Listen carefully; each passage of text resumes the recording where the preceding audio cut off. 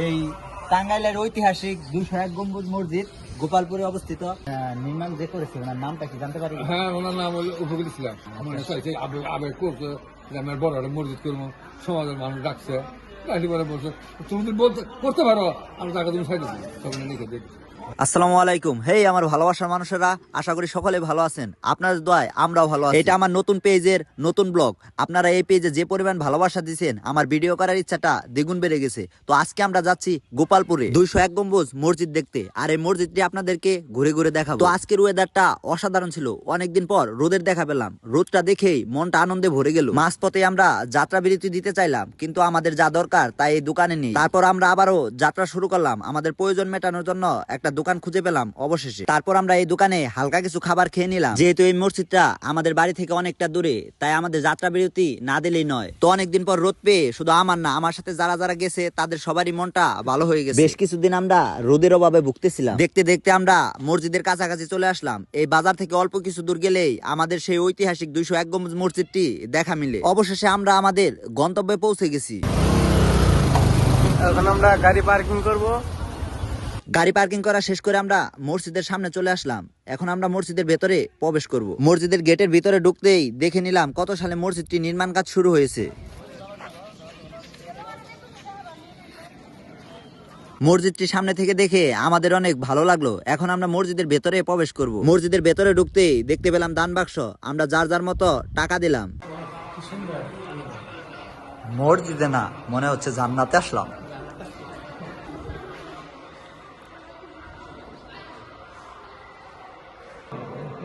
এখনো কাজ সম্পূর্ণ হয় নাই।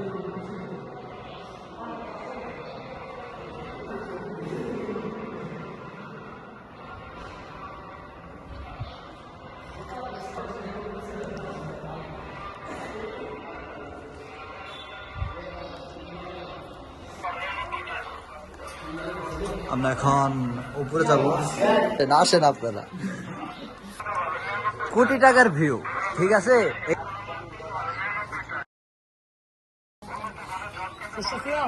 একে একে আমরা মসজিদের মিনারের উপরে উঠছি। দেখেন এইখানে 201টি গম্বুজ আছে।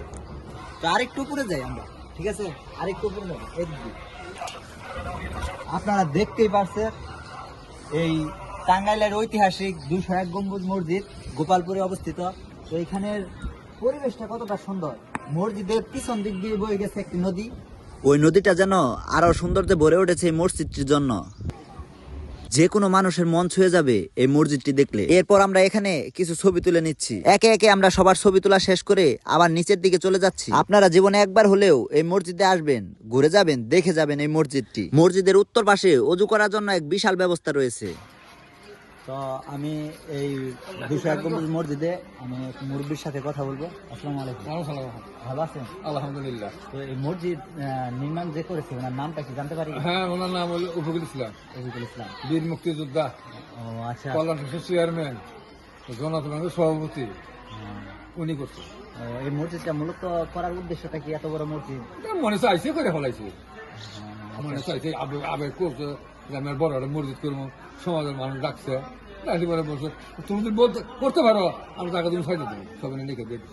ও আচ্ছা, মূলত এলাকাবাসী সবাই মিলে তার পাশে ছিল। হ্যাঁ, পাশে ছিল। হ্যাঁ, এই গ্রাম এই দল হাজার তিনটা এক করছে, দল যাই করো সমাজ একটা সমাজ।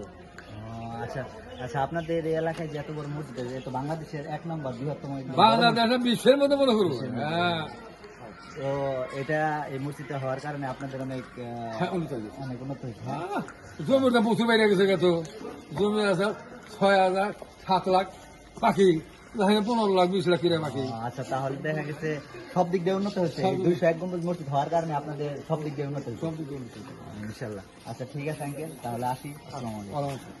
মসজিদের উপর থেকে আপনাদের যে নদীটা দেখিয়েছিলাম, সেই নদীর পাড়ে আমরা এখন চলে এসেছি। এটা হচ্ছে মসজিদের পিছন সাইড। এই মসজিদের পিছন সাইড দিয়ে বয়ে যাওয়া নদীর পাশে এসে আমরা আবার সকলে কিছু ছবি তুলে নিলাম। তো কেমন লেগেছে আমার এই নিউ ব্লগটি, আর কেমন লেগেছে এই মসজিদটি, অবশ্যই কমেন্ট করে জানাবেন। আর সকলে এই পেজটি ফলো করে পাশে থাকবেন। Love you.